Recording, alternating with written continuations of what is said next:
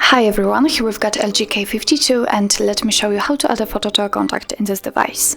So first of all, we have to open our contact list, for example using the dialer, it doesn't matter. Go to your contacts and find the contact you'd like to edit. Now let's tap on it and choose this pencil icon.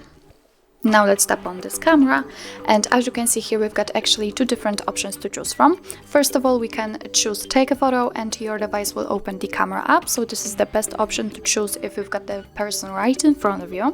Or you can select the photo from the gallery, so obviously I will pick to select a photo, and now let's tap on the one you'd like to use. Now you have to decide where you want to crop the picture, so you can do it using your gallery or Google Photos, and I will pick Google Photos, so simply tap on the option you'd like to use. And from this step we can adjust the size of this square and change the position of our photo, and thanks to this we can decide what we will see after saving in the square. Just make it look like you want. Of course you can rotate the picture just using this switcher. Of course it's up to you how you want to set it, and if you are happy with your choice and with the results, just tap on done. As you can see, it immediately appears right here, so remember to tap on save.